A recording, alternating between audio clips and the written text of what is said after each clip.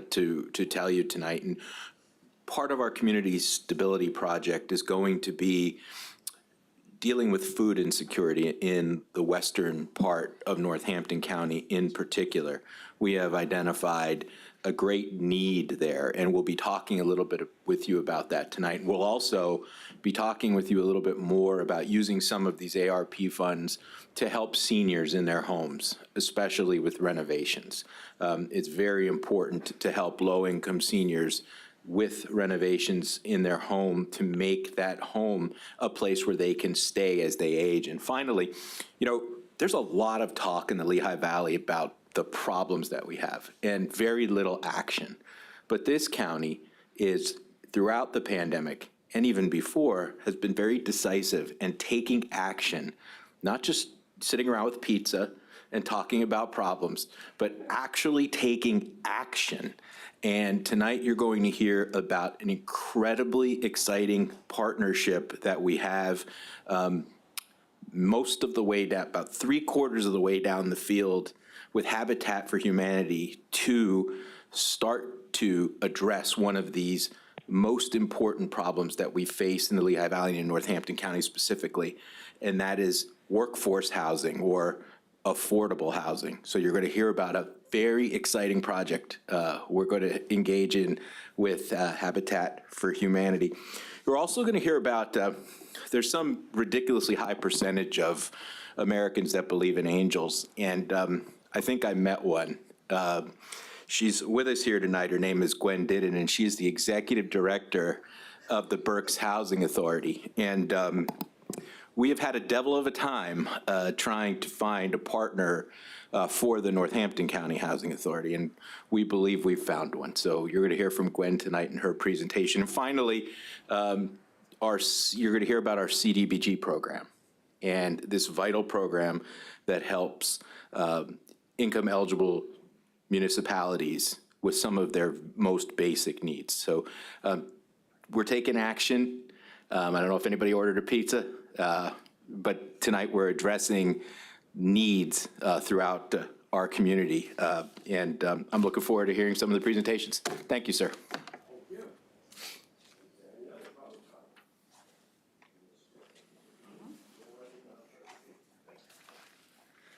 Good evening, everybody. So as Executive McClure said, we have a really jam-packed agenda today.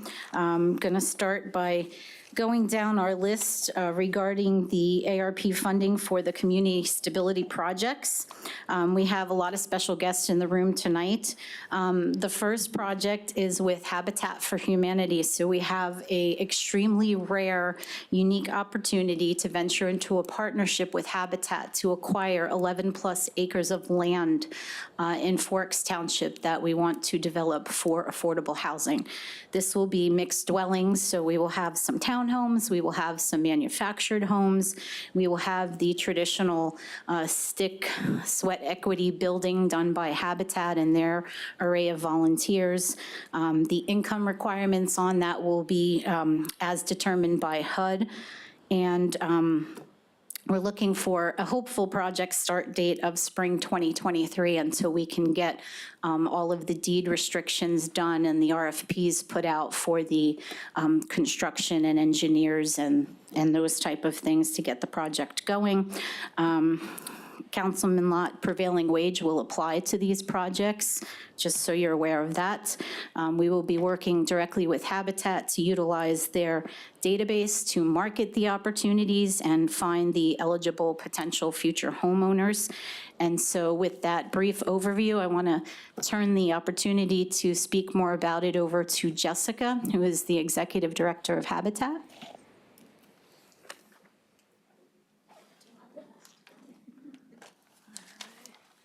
Thank you all so much for having me today. As Tina mentioned, a little over a year ago, we were contacted by the landowner of a little over 11.5 acres in Forks Township.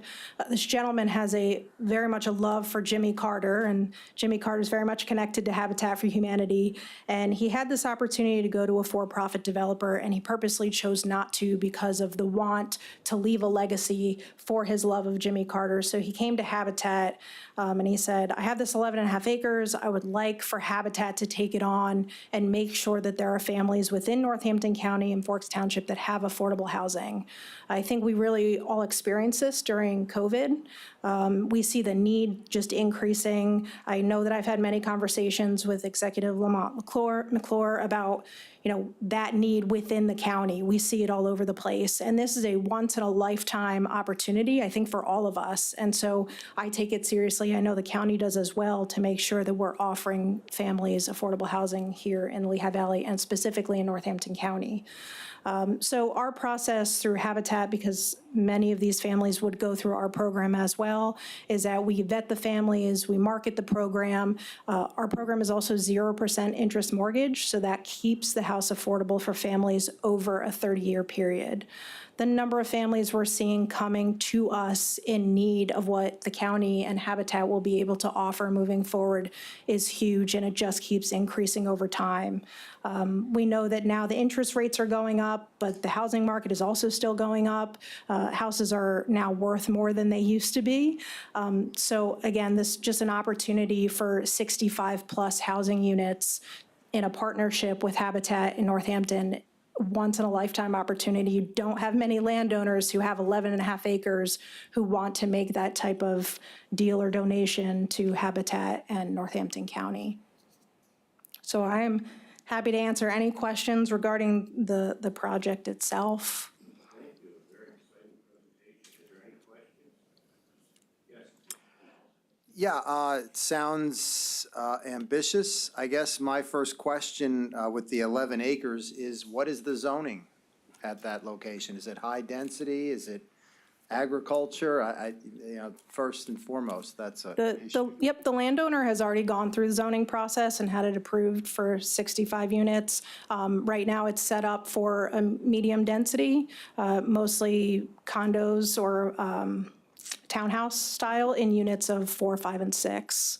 So it's already been through planning and Yep. zoning with the township? Yes. Wow. Well, that's excellent. That was my question. That is excellent. And just to clarify, the land is being donated or being sold at a? It would be a mix of funds from Northampton County, funds from Habitat, and also an in-kind delivered by Habitat as the 501c3. Okay, because, thank you. Yes. So just to follow up on that, what is the ask to Northampton County then? It is $1 million to Northampton County. And that's coming out of the ARP? American Rescue. So what we need, council's hopeful blessing tonight would be for the $2 million ask, because we need $1 million just to help acquire the property, and then we're going to need that other money to get it ready for development, and then hopefully have enough to actually start the building process. So this gentleman is donating the property, but you still need money for acquisition? No, he's donating a portion of what the estimated value of the property would be over and above that 1.3 So million. part of this is an acquisition. And then what happens, like, does Northampton County own that land? Or will the people buy those homes? Like, how is that going to work? Yeah, we're going to enter into an agreement where Habitat and the county will both be going into the land ownership, and then as the sale process goes, it'll have that 30-year. So are these single-family or owned homes that are going to be created that someone else can own? Or is Northampton County going to become some sort of landlord? No, we're not going to be a landlord. They will own the homes. Okay, that was Yes. my question. Yep. Thank you. So in theory, if nobody else has a question, I'll roll. So in theory, we could receive some of this money back as the properties are sold? How does that work when the mortgages are let and these properties are sold? Do we receive money back at that point? So I can answer on behalf of Habitat. What we would do is the funds roll back as people make their mortgage payments, and then those funds go right back into our home building program to help us continue to build houses. I don't know, Tina, if you want to, I think you do the same. That's what we intend to do as well, because we're not going to have near enough money to get to that 60 to 70 point. So whatever is made off of, and there's not going to be a profit margin because there is no money to be made in affordable housing projects, but whatever money that we acquire through sales will just be reinvested into future development. So I understand this. So short-term, you're investing in this 11.5 acres and creating X amount of affordable live. But at long-term, we're giving a real reach out to the Habitat for Humanity, because as they sell these are gonna regenerate the funds or build funds. 'Cause, right? I mean, we put some money in for them and then they sell them. Hopefully that'll be long-term, it'll be a boost to your organization. Am I thinking that correctly down the road?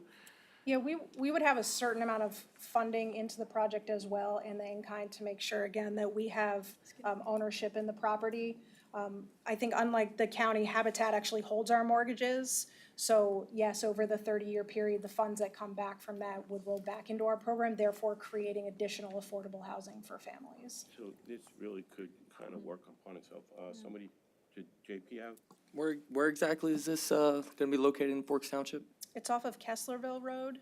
It's between Kesslerville and Sullivan Trail. Do you know where the Two T's mini golf is? It is directly behind that property. Yeah, and It's actually the family that owns the land. Wow, Yeah. so it's on a golf course, nice. It's near mini golf. Mini golf course. yeah, I think the other thing to point out is that what's really important when you do affordable housing is what's around that.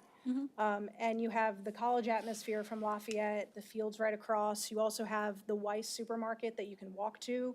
The families living there. I mean, what's better than growing up in front of a mini golf course that you can go play at? There's also laser tag. There are other amenities around there. There's public transportation, all things that even the Lehigh Valley Planning Commission would really look into when creating affordable housing, and it's all right there. It's exciting. Ms. Zirinsky? Yeah, I just want to clarify. Northampton County is not going to be the mortgage holders for these. It will be Habitat for Humanity, correct? Yeah, we're not holding any mortgages. So there's no pass-through that the county has to worry about. Once we give them the money to create this project, it's in their hands. We're not giving them the money, we're just using these funds to actually acquire the land and then start getting the land ready for development. And then, as I said, whatever's left, we'll have to be able to put into starting to actually build. Good. Yes. All right, so I heard a couple breakdowns of the numbers. How much is being pledged from the landowner? How much is Habitat for Humanity kicking in? How much is Northampton County kicking in total? So the landowner is asking for the estimated value of the property, which is $2.3 million. Habitat on hand has $300,000 in cash to put in, along with the $1 million in-kind. As the 501c3, the Northampton County can't issue that in-kind to the landowner. And then the other $1 million comes from Northampton County to equal the 2.3. Has that been assessed by anybody for 11 acres for 2.3 million? And where's that value coming from? It was assessed. They're having it reassessed because when it was assessed originally, it was for a warehouse to go up. That's not happening anymore, so the value of the land changes a little bit. So they are having a new one done.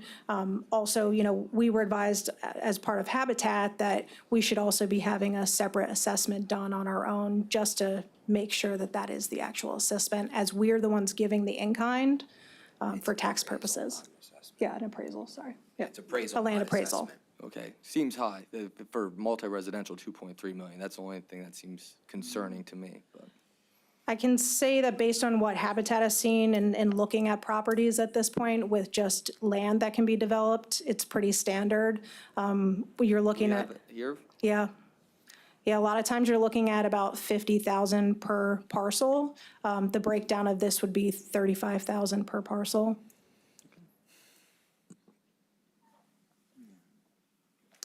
Yes, Mr. Kuzic. Yeah, one last thing. Could you maybe take us through the process for how somebody who might be interested would apply to live there?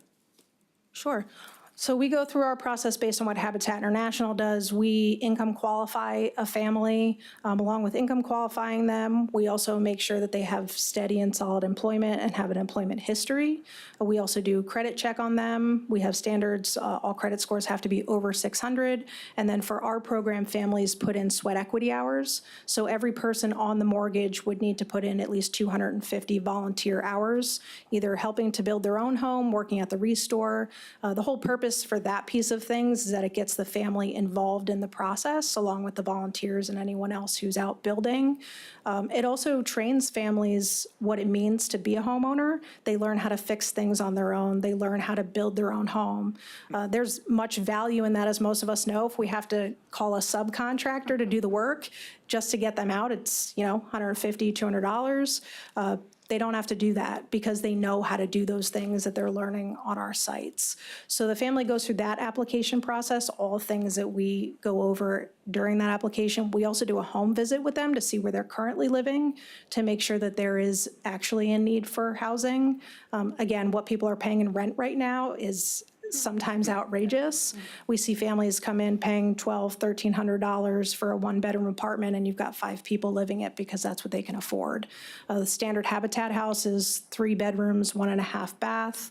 A lot of times there's room for maybe a 4th bedroom as well to fit larger families. So we're making sure that we're really serving the needs of the community, because how many families of 5 want to live in a 1-bedroom, 1-bathroom apartment?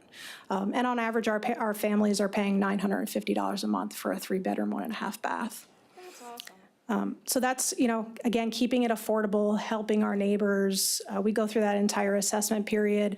And then the families usually it takes them about 13 months on average to complete the 250 sweat equity hours. And the reason for that is our families are gainfully employed. They're working full-time, some of them full-time and part-time. Many of them have children. They make a lot of sacrifices going through the Habitat program, missing, sporting events and missing other things with their children. And not that that's a great thing, but it just adds value to the program and how people feel once they receive the keys to their home. It's different from any of the rest of us who might go to the bank and fill out some documents and end up with a home. These are families who have made sacrifices and given things up and come out and work really hard on behalf of Habitat and build that relationship, and they become ambassadors. And that's what you want. These families will become ambassadors for this partnership between Habitat and Northampton County. So it looks to me like the subsidy is about $30,000 per unit, which doesn't seem unreasonable. So thank you very much. Yeah. Thank you. Is there any other questions from committee or elsewise? Okay. Great. Very good presentation. Thank you very much. Thank you. Okay. Moving right along, we might as well stick with home improvements specifically for seniors. So Frank is going to introduce our next guest speaker.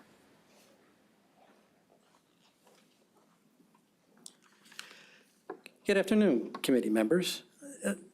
DCED is requesting $300,000 to continue the senior homeowner roofing and home heating unit replacement program.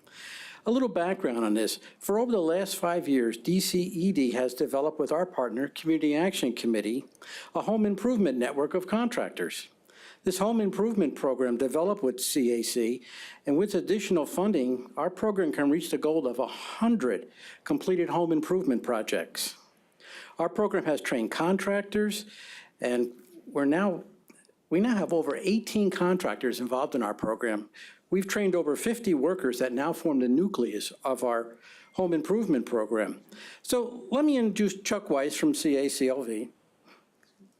Chuck is the Associate Executive Director of Housing at CAC, and the person responsible for developing the senior roofing program. Chuck? Thanks, Frank. First, let me give a shout out to Jessica and Habitat Lehigh Valley. I used to be the Director of Construction for Habitat Philly and for Habitat Monco, and this county is blessed to have Jessica here. That's probably one of the best organized Habitat for Humanity affiliates in the region. That said, I just wanted to talk a little bit about the senior program.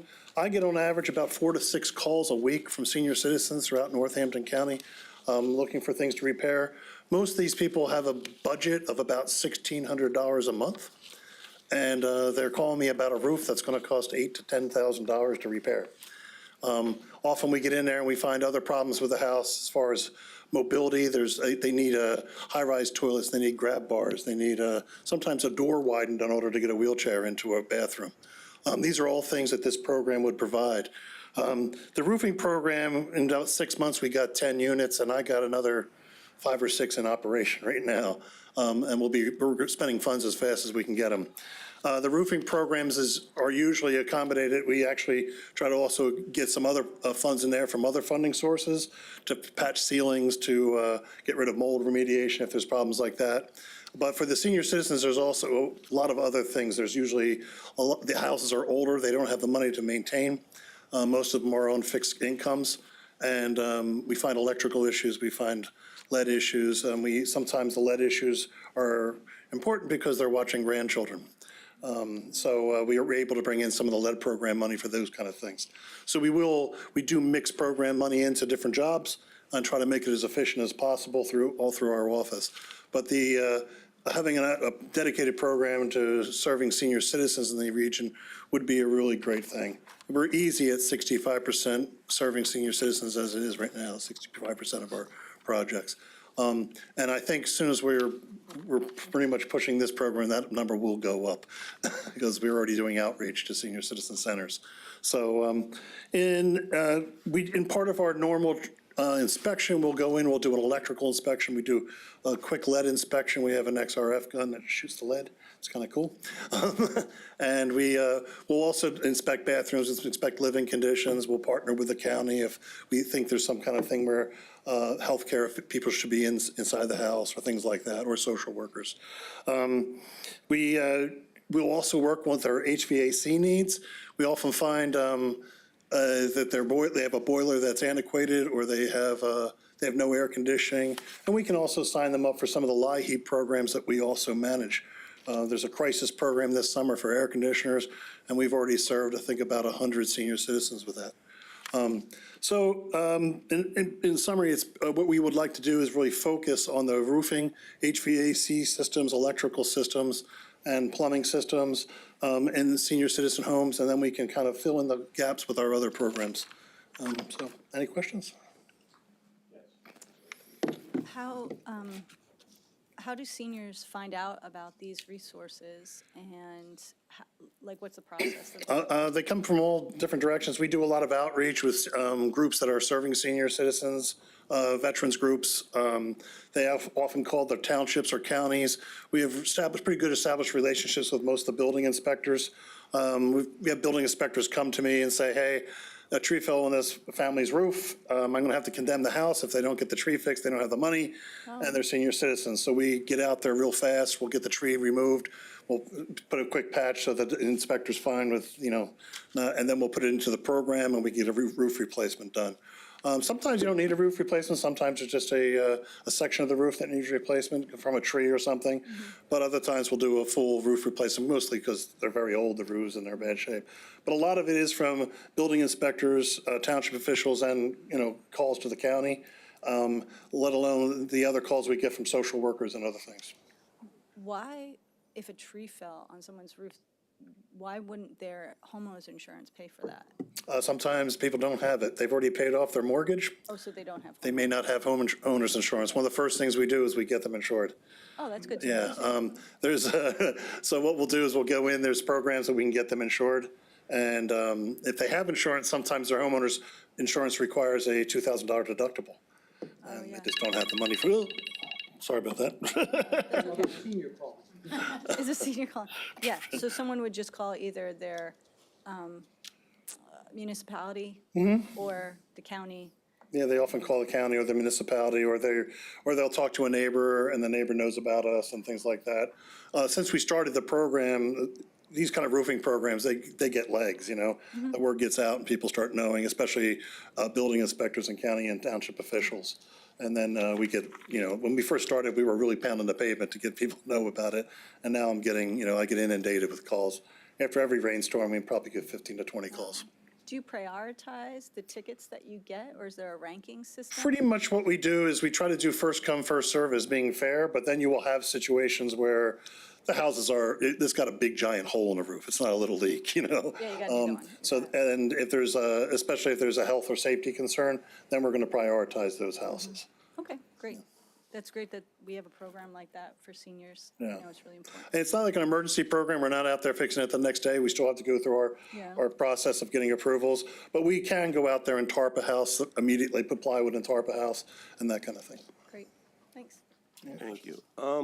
Just to clarify, so this is an existing program that, correct? So we have an existing roofing and HVAC program, but it's not really targeted. We ended up doing 65% seniors, and we realized there was more of a market for seniors, and we wanted to push this into the money into the senior community. So would it fair to say the program's there, but we're kind of redefining it with this 300,000 to cater to senior citizens of Northampton County? Yeah. So the program's already there, existed. Right, and we're spending that, we're spending that money down right now, so this would be like a replacement / new program. Okay, thank you. Any other questions? Okay, thank you very much. All right, thanks a lot.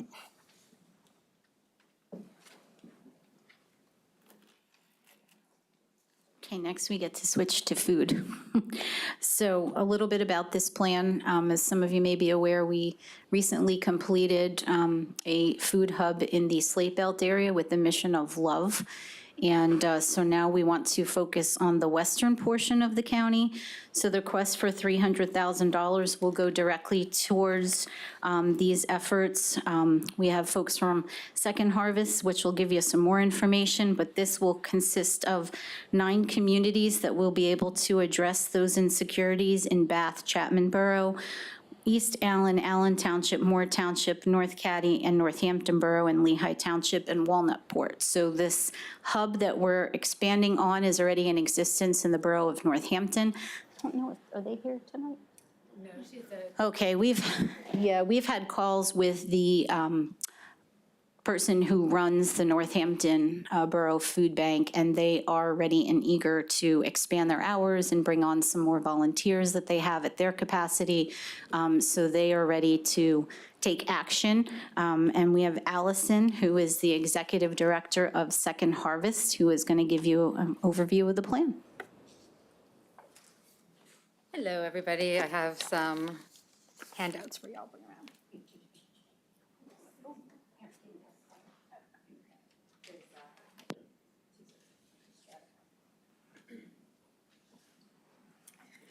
Thank you for allowing me to speak with you tonight. I'm also going to call up Brandon Campos. He's our agency relations coordinator for Northampton County.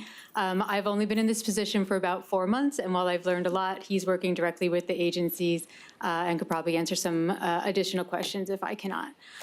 So we're looking at an overall network-wide capacity building process at the food bank. A lot of our pantries are kind of operating under an antiquated model. There are small church pantries, there's no succession planning.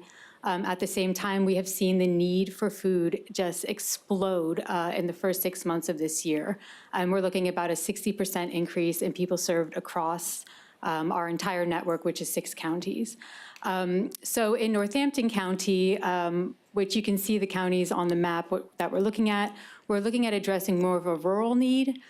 So obviously things are going to be a little bit different than how they went at the Mission of Love Hub project. For one thing, there's no existing entity like Mission of Love that's ready to throw up a pole barn and really have that static supply of food. So we're thinking of we're planning out a more logistical hub. Northampton County is ready to expand their capacity at their current site in the borough. They have an extreme need for a doubling of their freezer storage and their cold storage. It's very kind of slapped together, and they could really bring in a lot more food if we were able to expand their capacity in that regard. One of the things that makes this pantry really extraordinary is they participate heavily in what's called our retail pickup program. And this is where we pair them with Feeding America grocery store partners so they can go pick up food directly and bring it to their food bank. That small pantry in the whole scope of things is picking up 7% of the entire poundage across the 6-county area. So they are really doing a lot of work, and they're already sharing a lot of that product they're picking up with other pantries in that 9 township borough area that we're really targeting. So one thing we'd like to do is provide them a Sprinter van that has cold storage so that they can pick up more product, make sure that it's safe. They're not running their own vehicles and at risk for not having a vehicle in the future. So with that, I think, did you have anything to add, Brandon? No. One other thing I guess I should mention, one of the issues that we're facing too is there aren't a whole lot of pantries up in that area. People are spread out. So one thing we've been doing in especially rural areas is mobile distributions, where we're actually taking our vehicles or the Sprinter vans to areas that are facing a lot of need, and we're distributing the food ourselves and looking for those community partnerships to build out distribution sites that don't currently exist so that we can meet that need. So that would also be part of this plan, is that relationship building within the underserved areas. And the county also is not participating in a program we have called Fresh Forward, which is trying to increase the distribution of fresh perishable products. So this is meat, vegetables, and dairy. This is one thing that we really struggle to keep in our inventory, and that we're always looking for funding for. So this proposal would also bring that pantry and the people it serves underneath the Fresh Forward program as well. Thank you. Does the committee or council have any questions? Mr. Kuzic?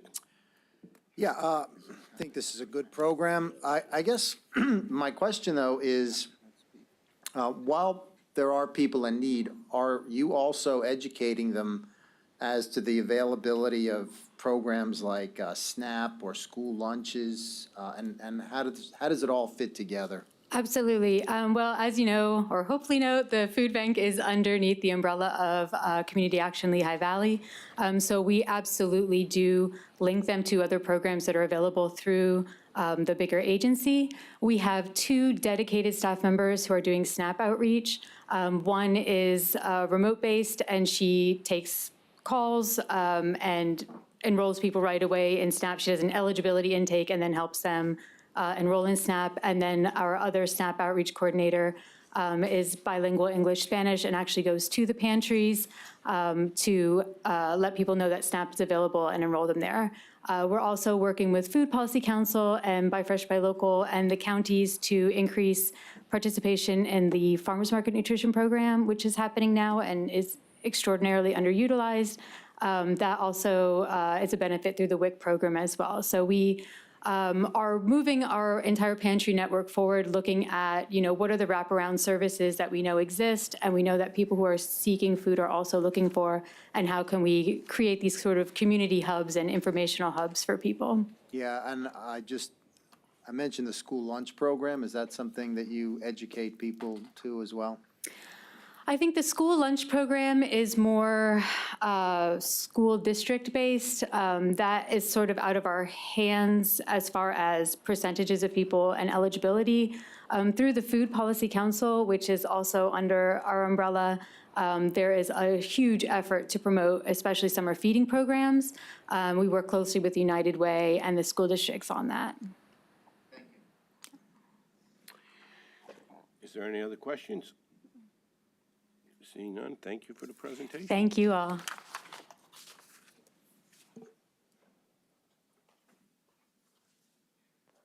At this time, we're going to have a resolution with these 3 included in them. I'm going to look for a motion to move it forward. Just to repeat the numbers, Habitat for Humanity's $2 million, Western Area Food Bank's $300,000, and Senior Home Maintenance is $250,000. There is a resolution about the presentations we just received. Is there a motion to move? I'll make a motion for all 3. Move forward? Thank you. To move forward, yes. Thank you. Okay, carrying on. We'll see that stuff at the council meeting. Okay, thank you. So at this time, give you a little bit of a background story. DCED has been engaged via a memorandum of understanding to assist the Northampton County Housing Authority to find an alternate solution to Lehigh County Housing Authority. Becky Bartlett was a big part of that for a great length of time. And since then, Frank and I have kind of taken the reins from a county perspective. And after many, many discussions, meetings, presentations, and opportunities, we found our angel, as Executive McClure said, through Gwen Didden and the Berks County Housing Authority. So we are 95% through that race that we've run. And I wanted to take this opportunity to introduce you to Gwen. She shares the philosophies. Our residents are our primary concern, and I know she's going to do a great job as ED for NCHA. So Gwen. Okay, to be fair, I didn't know when you invited me here I was supposed to talk. So thank you all for having me. As I shared with the group, I'm a recovering minister's kid, so I can preach, pray, or take an offering at any given time, but I don't have notes, okay? So I'm going to a couple amens and I'll be okay. I am just honored to be part of this process. It was just a call that I received out of the blue to see if we would be interested, and I just absolutely fell in love with this community and with the Housing Authority here and the people and the pride in the community. I definitely need to hook up with Habitat because at Berks, we are using part of our vouchers for mortgages, because you can do that, and we want to be able to provide opportunities for families that want to have home ownership. I have a philosophy of move in, move up, move out.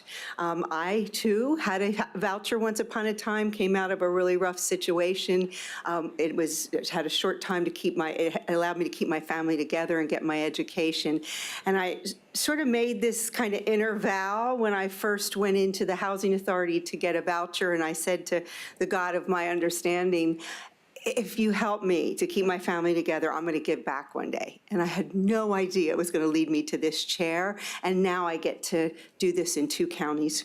Hopefully, we're getting there, getting our agreement together. So I just want to thank you all for being as welcoming as you are. I am here to answer any questions you may have or comments or concerns. Okay, thank you. First, could we get your full name again for Yes. the record?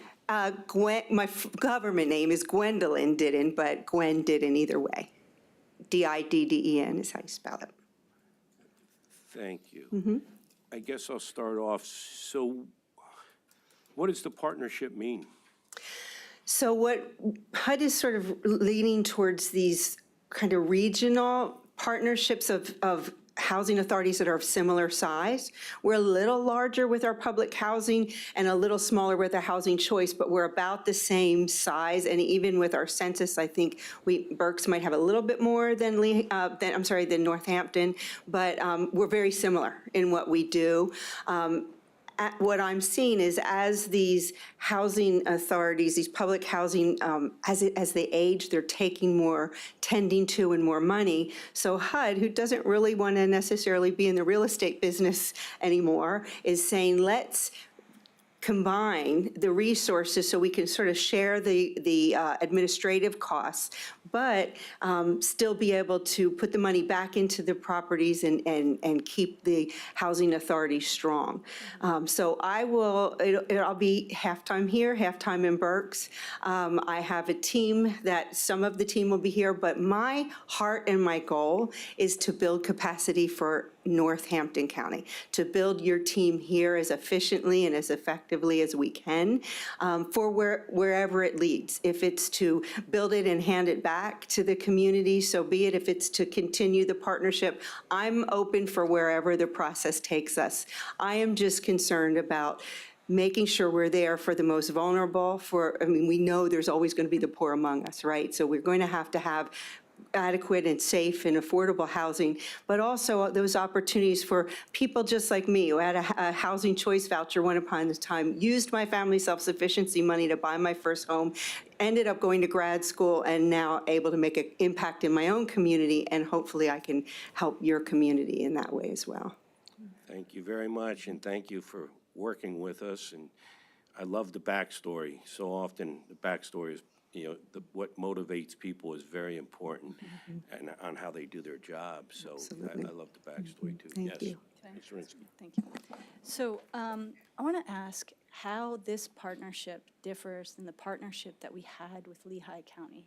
That's my first question. So I don't know a whole lot about Lehigh County, but what I can tell you is I think there's a similar philosophy in how I run my housing authority to what the passion and heart is here. I can also say, so for example, there was a time when there was discussion about Berks County Housing Authority sort of being absorbed under Reading Housing Authority. Well, I was really opposed to that. I was actually a board member of the Housing Authority at that time. I was opposed to that because Reading Housing Authority is larger, has a different philosophy. It's not as, I'm not saying it's wrong, it's just not as people-oriented, it's more policy-oriented. I prefer the people connection and the people focus. I think when you have a smaller housing authority with a smaller housing authority, there's usually similar philosophies. That makes sense? So the difference would be that Lehigh County was a much larger housing authority, and Northampton kind of got lost in that mix? Is that I don't safe want to say? speak for out of I just turn. know because in talking to the people from the Oliver C. Border House, they had expressed how Lehigh County very much ignored them. So I want to make sure, and I know, I can see that you're a good person. Not on and my I would- watch, that won't happen. Yes, but I mean, we're entering into a partnership that will probably outlive your participation. Do you know what I mean? Absolutely. So we need to make sure that what we're doing is correct. So you said that you have this philosophy of move in, move up, move out. Many of the residents at the Oliver C. Border House are not moving out of anywhere. No, I'm talking They're about with not moving up. the you housing know. choice voucher. So okay. that's for families. Right. So you're talking about the elderly disabled building? Absolutely not. We know they're going to need care, or they're going to need to be tended to Right. in a different way, absolutely. Well, I think that's important to reassure that community Oh. that the expectation isn't that they. Oh, no, I'm sorry, I should have been more clear. When we deal with families, it's a different philosophy. When we deal with elderly disabled, as I said, there's always going to be the poor among us. We need to tend to that as well. And I wholeheartedly believe that, and I think that this is a great program for many people, and I think if you're willing to work with Habitat, that is going to expand the reach of affordable and attainable housing for many people in the county, and that's exactly what we need right now. And I'm not trying to say that, I'm really just trying to get some answers for questions that I think I'm anticipating from people who might view this presentation. Sure. And Can I just interject too? And just so you know, not to put Gwen on the complete spot, because we love her, but when the time is right, we will absolutely be introducing all the residents to Gwen and her team. And we're talking to our aging department, and we're going to look up ramping some additional programming for those residents in not just the Border House, but Howard Jones Manor as well. So they will be reassured when we get to that point. good. Just And I don't want to leave Habitat out, because if senior boxes aren't coming to those two properties and you guys don't have them, we need to work on that. Because we have that coming in at Berks, senior boxes for 60 years and older. What are senior boxes? Food that is brought monthly. You guys come monthly with it? So we have that. I was able to implement at Berks. We have 9 scattered sites at Berks. And so I was able to implement, not only did we start tenant associations, because it wasn't there when I came on board, but we also have senior boxes coming at strategically at those tenant meetings, because that gets them there. So we're able to make sure they have the food. We used to have a contract with our washing machine companies. We decided to buy our own and be able to generate income back for us, but also I purposely did not put change machines in because they can come buy quarters from me at those tenant meetings, so I get them to participate, and it's been great. The family units, we've actually hired 4 of our own tenants to tend to their own community. So I really believe in empowering and equipping the best way we can, and bringing all these linkages from the different communities to help and assist. That's really exciting. And so as a part-time individual working in both Berks and Northampton County, will you have other liaisons here who are working full-time? That, again, was another concern at the border house, that the management there was not able to be reached, and there was no accountability within. Yes, yes. yes, to all of that, yes. I have a plan of how, at first I'll probably be here a lot more. You might even get sick of me after a while, but should this go through, I'll be here a lot more often. But again, I'm all about capacity building, right? And what's the highest and best use of your community resources? So I feel as though we need to build the capacity for what, in your own community, for what's needed, and that's the right people for the right positions. Doesn't mean we have to overstaff. You know, we can share some things, and then there's some staff we need to establish here. I've been very blessed to have a really great team. Before we even had these talks, I talked to the team, and I said, "Are you guys in?" And I actually had them, you know, look at some things, some literature and some things that I saw, and they were all like, "Yeah, we're in, whatever you want us to do." So I want to bring that here. I want to be able to grow that here as well. Great, that sounds really exciting, and I'm glad you're joining us. Thank you. Or hopefully, right, Yeah, when we yeah. vote on it. I'm in. Yeah, thank you. Anything else? Anyone else? Yes. Thank you. Yes, sir, Mr. Kusia. Thank you for coming. My question has to do with funding. Do the Berks County Commissioners routinely kick in to your budget from their general fund, or do you strictly work under HUD, or how does? So we have a couple different income sources. We've built a property management, a very healthy, we do property management. One thing the Berks County Housing Authority has done very well is what I call we're a sympathetic landlord, right? So we need that in the community, especially, I don't know about how the housing is here yet, I'm gonna find out, but we recently went through a study in Berks County, and the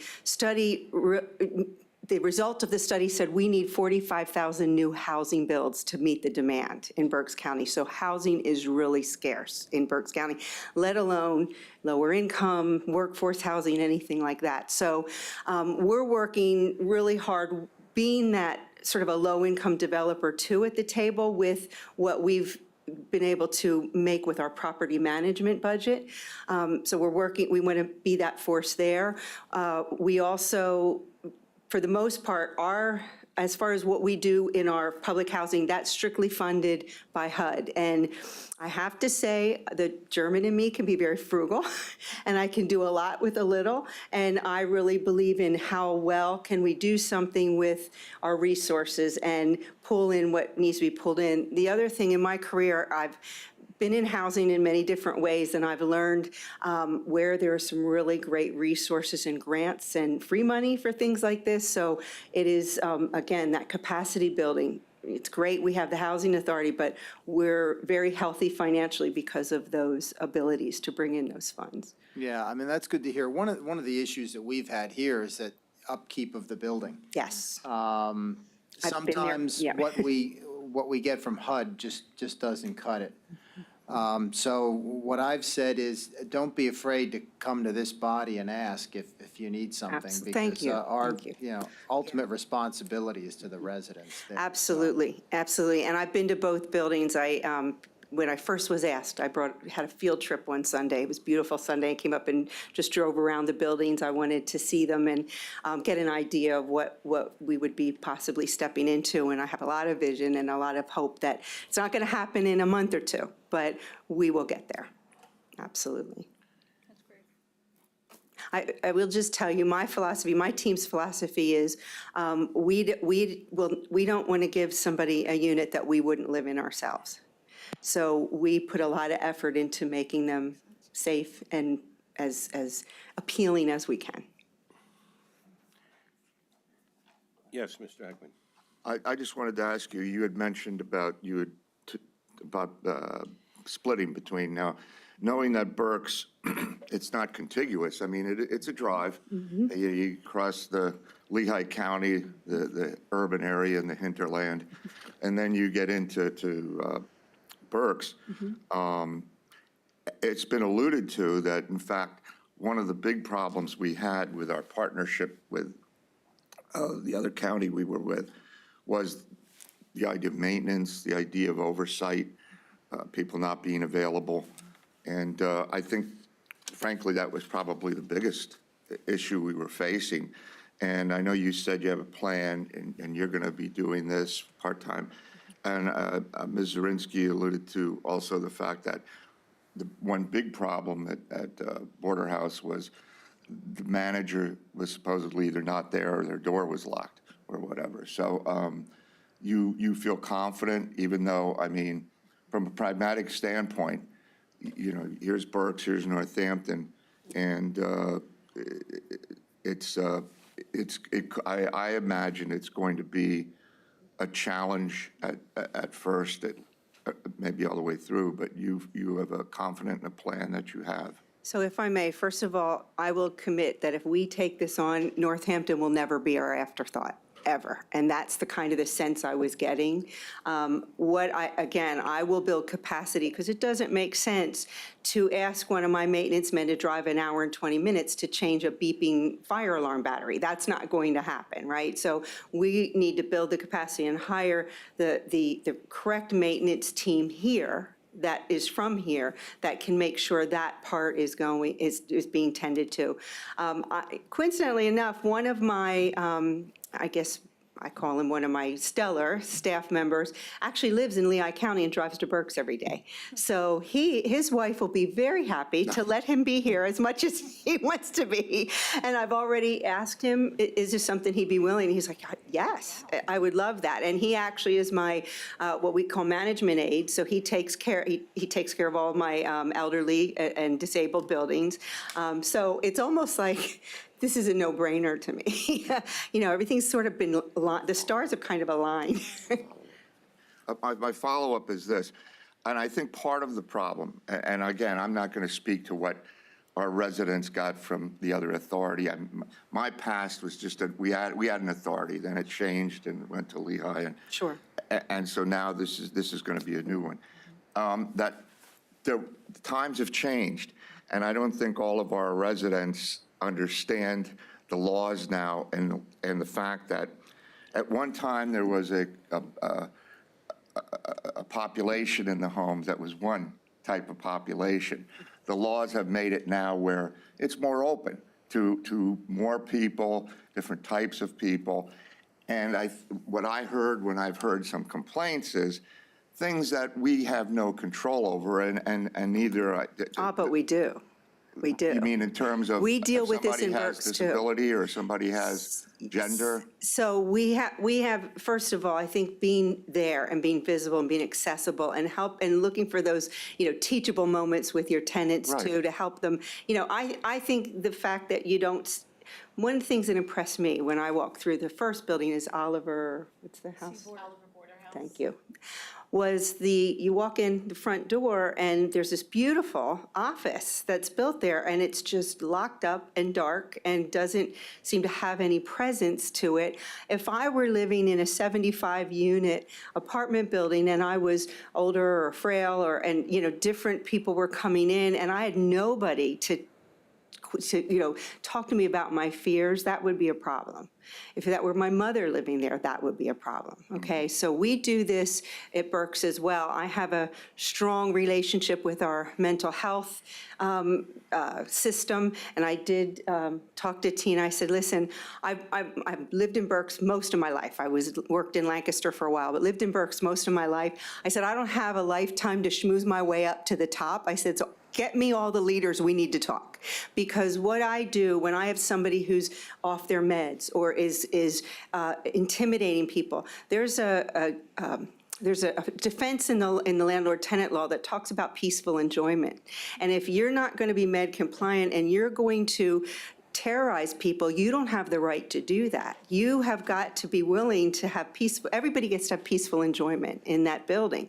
So when people won't listen to reason, you go to policy, right? But you also need to know that that person has a disability. So let's make sure there's a safety net for that person as well. If they choose to not fall in line or not take their meds or whatever's causing this disruption, and then we would have to go to evict. But I'm not going to evict just to put somebody out under a street. We're going to evict with a plan. And you answered, I mean, I think the educational component is important because what I've been aware of is it's not the extreme. I don't think it reaches the extreme where somebody is to a point where you have to get them out. We just have some very long-lived residents who lived it a certain way. Sure. And that certain way has changed, evolved to a certain degree.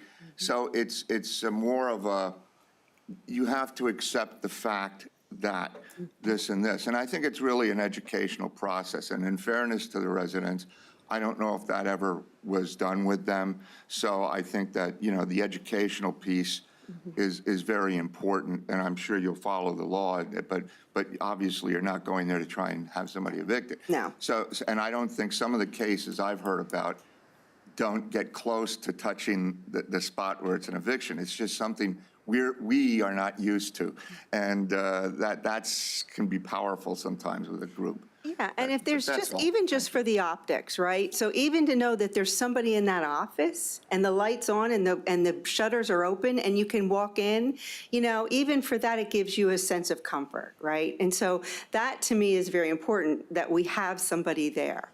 We just recently put in a grant for a supportive service person. So HUD has all this free money if you take advantage of it. And there's a 3-year grant for support, for, in essence, a case manager.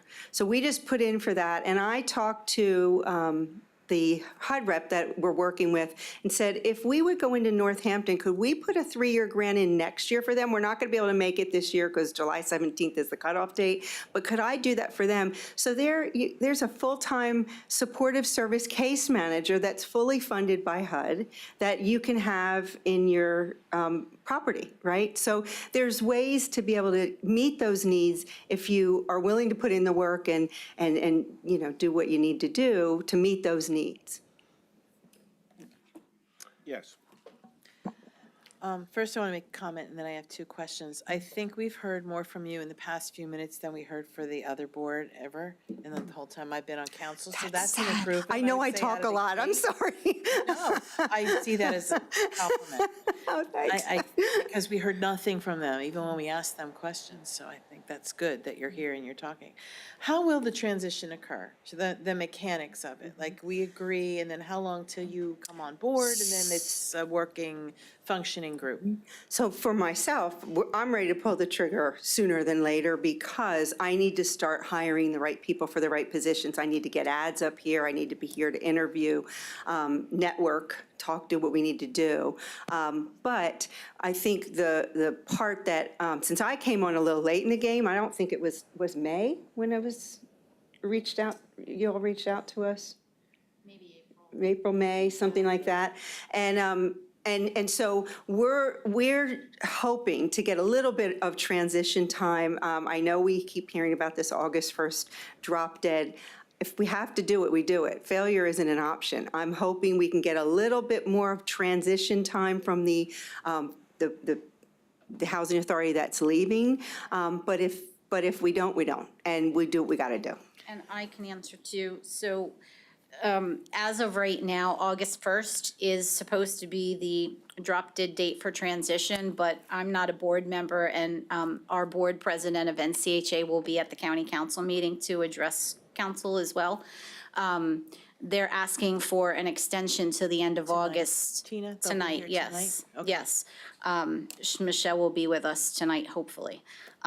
She had a conflict, but we are asking that extension to go through the end of August. And when I say extension, Gwen would still be ED as of August 1st, but LCHA will be assisting another 30 days for that whole transition process. So we're not just leaving her out to dry. She will have that staff assistance for questions, for job shadowing, for those type of things that she needs to get her ducks in a row. And part of that too, I just want to say, because part of that too for me is one of the just in protection for what Northampton's assets are. There should be a financial audit before that's passed off. There should be, I've asked for an inventory of what are our tools, what are our materials, what has been left there. From what I can see, there's things that are sort of shoved in a corner, but are they inventory? Do we know whose are whose, you know? And so I need a list of that to protect this housing authority as well. And along with that, so you're going to do the transition, and then you're going to obviously have a staff here. So how big does the staff look here in this county? How many people? So I'm Or at thinking. least the beginning office? Yeah, maintenance, well, maintenance is my biggest concern right now, because as of August 1st, I need to have somebody that if there's a, nighttime call, they can answer, there'll be somebody answering them. So we're working through that right now to try to, even if it's just temporarily, till we can hire the right people for those positions,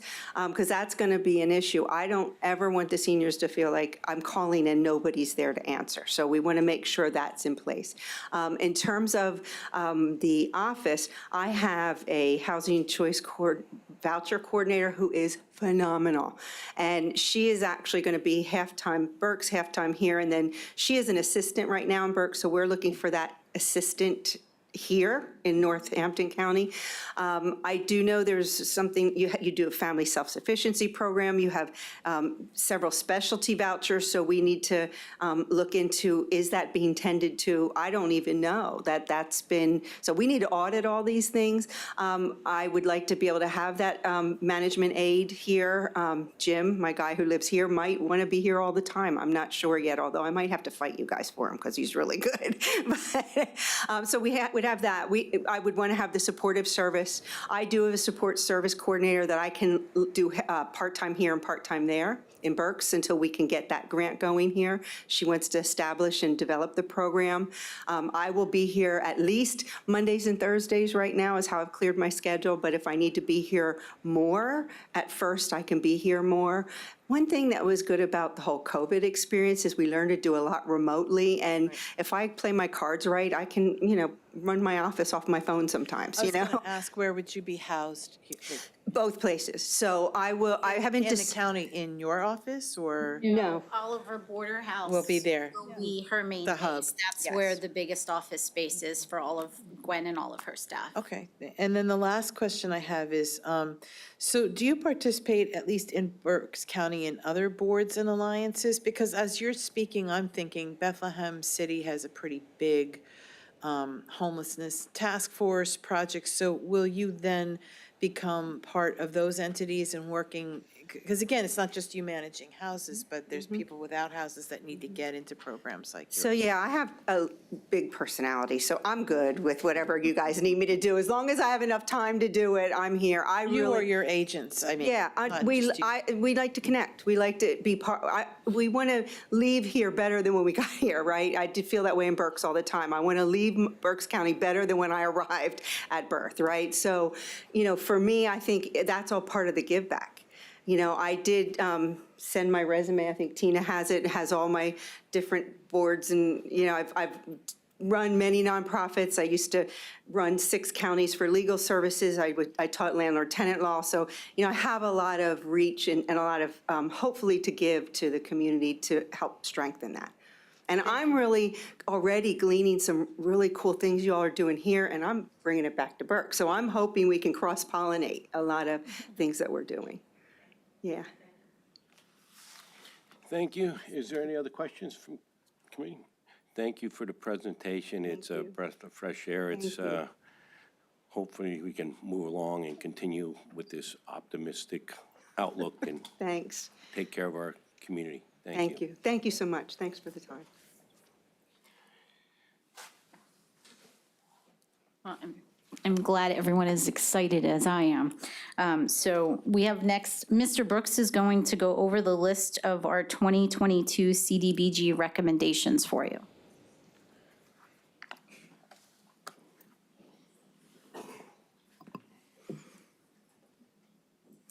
So good afternoon, council members. We're going to have an outline of all the various projects for you to take a look.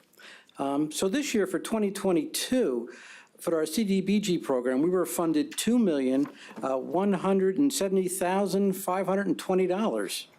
And as part of HUD requirements, we ran a process to solicit applications from the community.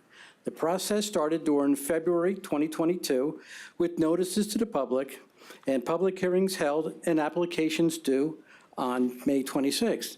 I'm very pleased to let you know that we got 51 applications in. Last year we got 46, so we've got more applications. We're very excited that 2 new participating municipalities joined this year.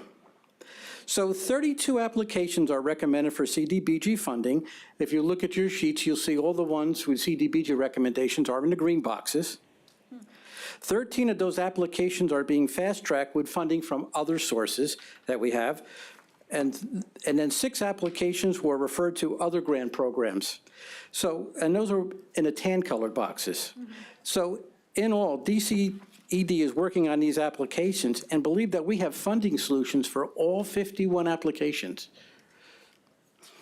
This is a plan we have that we're going to submit to HUD in August. We're going to have another public hearing in July as part of our long requirements. The waiver period we had last year, where it was a reduced time and effort, now is gone. So our process is a little longer. I wanted to give the Economic Development Committee a heads up and a long look at those. And I really want to talk about some of the highlights. So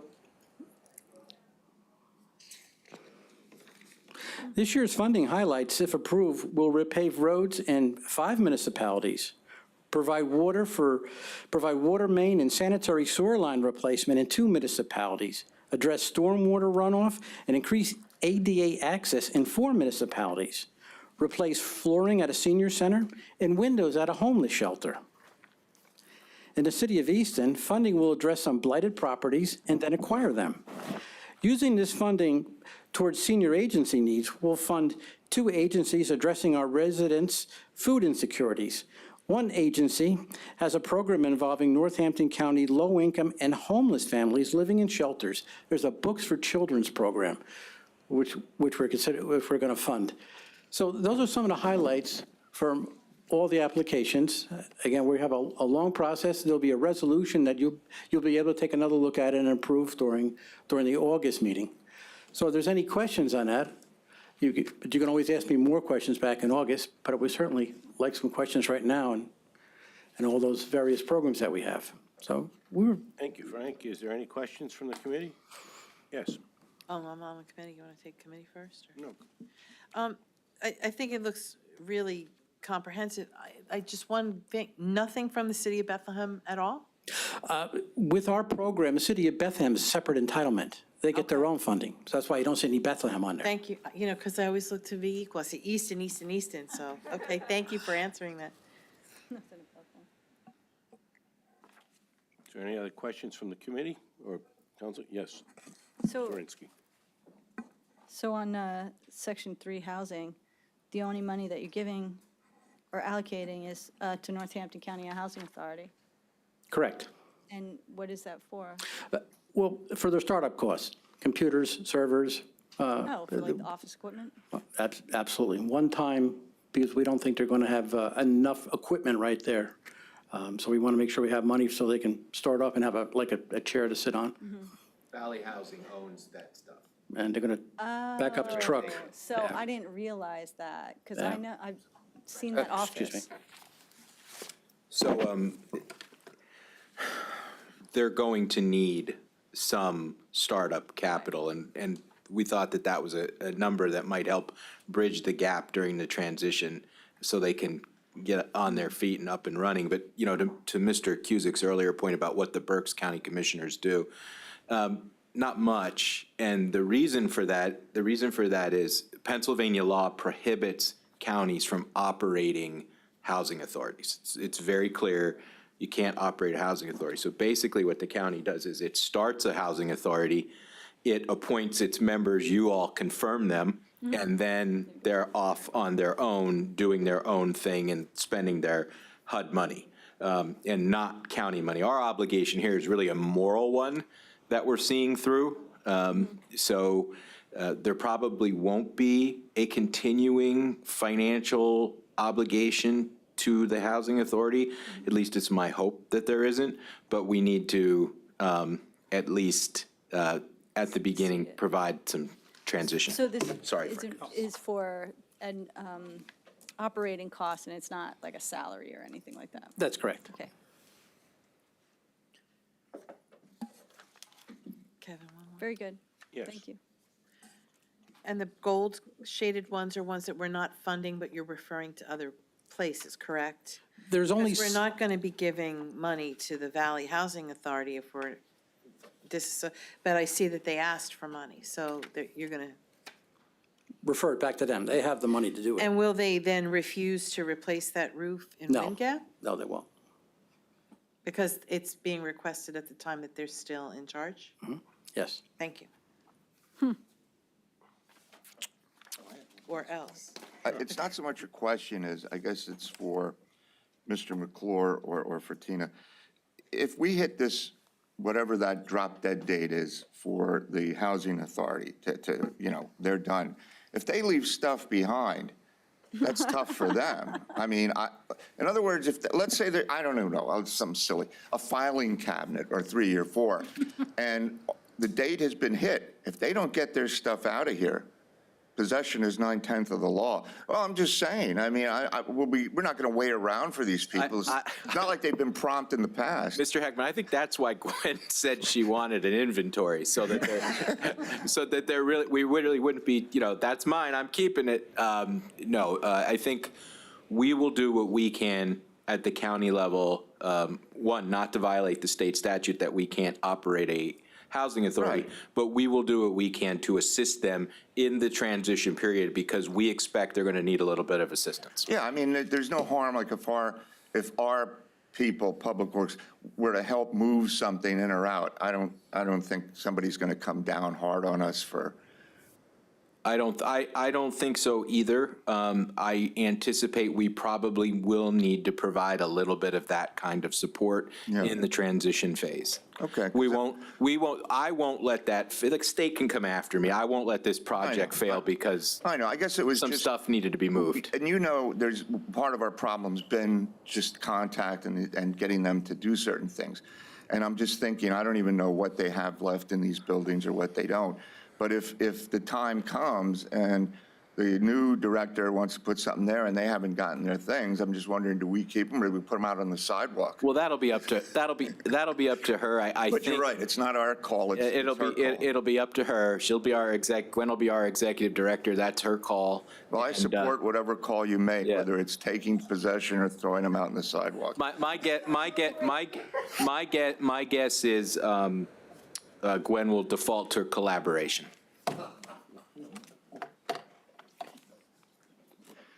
Thank you. Is there any other questions? Mr. Kuzic? For economic development generally? Well, Yeah, just for, not on this issue, something else. anything else on the Cdbg grants? Seeing none, okay, let's move on, John. I see that our previous deputy director took a position with the city of Allentown. Have you replaced that position, and what's the?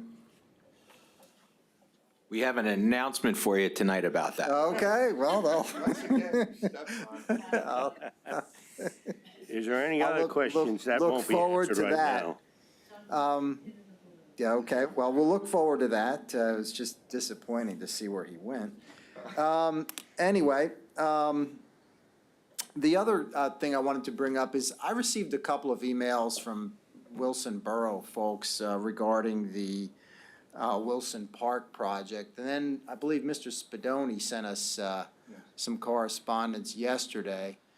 I guess my question, maybe, Mr. Spadoni, if you wanted to tell, if there's anything you could tell us about it, or where are we with that? I sent that memo because I received a telephone call Monday or Tuesday from Attorney Weidman, who owns the property. Frankly, he wanted to take me to lunch, and I told him that was not a good idea. So we talked for about 15 minutes on the phone, and he gave me the framework, if you will, of the plans that we already know. In discussion, one of the things that I did not know was that they have an arrangement with the borough for direct access from the project to 25th Street. Now, I don't know where that is, but it's got to be near LA Fitness or the old LA Fitness. Like where Kmart That's is? where the high school is on the other side, Easton High School. So we talked about that, and he said that they were working on that, and he hopes to close, and I asked him specifically, because there was some concern about the truck terminal that I know on Northampton Street. That is not part of this project. He said that's in separate ownership, I have nothing to do with that. So that's why I sent you the memo to tell you that I got this call, and I just didn't want it to die with me. So I guess my question is, does any part of it depend upon council approving the LRTA that's previously been approved by Wilson Borough and the school district? Yes, he wants county approval. But frankly, I told him that, in my experience, because in a prior life, Mr. Heckman and I are CRIS and LRTA, and we're bottomed out in the city of Bethlehem. That being said, I told him that the presentation was a little bit lacking, and he agreed that they would be back with that, and they would give us another presentation on the LRTA. But I haven't seen anything. Because it's my understanding that council has never been formally presented with a sample ordinance that we would even be able to introduce. We have copies of the two that have been passed. And I'm not averse to having us introduce something and have a discussion and maybe even a vote. But my concern was the way that it was structured. Now, you had indicated that you believed it was legal, but it was not how we typically do LRTA. I believe Mr. Barron commented on that as well. So I guess my question is, where do we go from here? Will we have a sample ordinance from them that we could at least introduce, or what are we looking One of the at? things that's odd about the paperwork, and we haven't discussed this, but it wouldn't kick in until 85% of the renovations are done. So they wouldn't be reassessed while they were doing the renovations. And then there's a 5-year forgiveness period. It's back-end loaded from the documents that I've seen. Now, there has been no formal submission to the county, but I presume that it's going to be along those lines. So we need to be aware of that and have our antennas up and see if that's appropriate. Okay, then I guess if you could reach out and obtain the documentation, so, because as of now, I don't even think we have had anything to introduce. No, Tina's shaking her head now. So there hasn't even been anything for us to introduce here to vote on. Well, and I don't wish to drag the suspense out of the position of the administration any longer. We will not be introducing any proposal to extend LRTA to that project for many of the reasons that we discussed. Mr. Barron's discussion here before you and his advice to me about the novel nature of the LRTA as it's set up, but my concern being the concomitant truck traffic and the pollution and the fact that it's a warehouse and that we're using tax breaks to incentivize warehousing. We will not be proposing it. And I would suggest to you that if an ordinance were passed granting LRTA, I would probably return it to you. I guess I have a question regarding that. Mr. Heckman was up next. Go I ahead. just wanted to follow up. I have a query for our solicitor. I think you had looked into this because of the things we were discussing now. It was a bit confusing. Even if we would not do the LRTA, that does not invalidate the school district or the municipality's LRTAs. In other words, it's not that if he needs ours in order for the others to work. He still could get those even if he didn't get the county. Now, I'm not saying, because he made a big point of, if I don't have all of you, the project doesn't work. That's his feelings. But the law, isn't it true that not all three entities have to pass it for it to go through? can I look at that? Because I don't All want right, to no opine problem. off the chair about the borough law or the school law. Yeah. They're in place, and I think Mr. Kusick pointed out to me, I was a little surprised there was no public information, no community involvement, no knowledge. I mean, this, I mean, and, people that lean on you about, well, that they're using, one of the arguments is, it all hinges on Northampton County, and you know me, my nature, I push back right away when I'm told, it's like, I don't know if I have to. In other words, I don't know if council is going to, whether we do something or not, invalidate your actions. If you want to give them alerta, it may be perfectly legal to go to the school, and the municipality, we just may or may not. And so that's what I wanted to know, Chris, but thank you, I'll wait. but let me. I mean, we don't have anything, and as the executive said. Let me reach out to the two solicitors and get their, I don't want to opine over their domain. I understand. I appreciate that, Solicitor. I did ask that exact question earlier. I was told that you do not need all three LERTAs to move forward with the LERTA. But please, for our sake, double check on that. That being said, a couple things that, now we're talking about this, a couple things that came up was the developer said it himself. It's the #1 booming market in the area. So we're going to subsidize the #1 booming market in the area, which happens to be warehouses. Another thing I've heard is, well, at least it's not taking up, green space. Some of our worst pollution is right off our two major highways. I mean, yes, you can make that argument, but I don't buy that argument. I mean, and it's zoned properly for the thing, let him build it. Let him and the end user, the guy that's selling it, figure out a way to make it work. But to subsidize something that we're trying to slow down, it to me doesn't make sense. But that's just, I want to put that out there because I'm not interested in this committee in handling the ordinance because of my personal beliefs, but I'll entertain it, but I'm not in support of it, real briefly, and it was a couple other reasons. But Ms. Hefner, Margot? Thank you. Well, we're not obligated to offer one either, correct? I mean, just because somebody asked for it, we don't have to give it. And is the LERTA the only thing that he can ask for that property? Because again, I know you said LERTA, CRIZ, there's all these other entities. But just because he came here, and if they're not willing to push it forward, we don't have to. I mean, I guess it could come from other people, but one other person asked me about it, and it was one member of Wilson Borough Council. But otherwise, I have had no correspondence, no requests, nothing, except from the gentleman that stood here. So I don't know, I mean, I think you're good to bring it up and revisit it and ask about it, but he has never called council to say, I would like this heard. So we're not obligated to indulge it, are we? Well, I mean, if I could just respond, I probably received the email from the same person Okay. at a different, more recently. So that was why I thought it would be appropriate to bring it up. And again, I would be willing to listen to the mayor or the borough council if they wanted to come before us. And again, I may even support introducing it. I don't know if I would vote for it or not. I'm also concerned with the structure. As far as it being used as a warehouse, it's been used as a warehouse there on and off for decades. Can it be done without the subsidy? I don't know, but I'm willing to listen to what the borough council and the mayor have to say. And if there's 6 votes here for it, it can pass. I mean, Mr. McClure's objection noted. If there aren't 6 votes, then it would fail, and he would have to make whatever adjustment is necessary.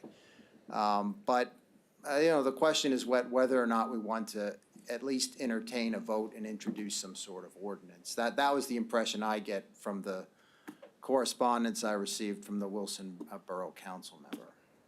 I mean, it just seems to me at this point to have a dialogue with them, because I can appreciate where they're coming from and that they would like to see a blighted property rehabbed. But again, just because somebody says, well, here's my terms, doesn't mean we have to do that. If our LERTA has been structured this way and this is the way the county wants to do it, then that's the way it's done. Take it, it is take it or leave it, right? Because this gentleman already said, June 15th, I'm out. So I guess he's not out yet. They're never out. I don't mean to cross-pollinate, but this discussion is good because frankly, the LRTA ordinance under consideration in the city of Bethlehem is stalled because of the component for affordable housing. You know, just what they presented, council is pushing back with what they want. This council could do the same thing. Thank you. Is there any other discussion in economic development? Seeing none, the meeting is adjourned. Okay, I get that. I get that.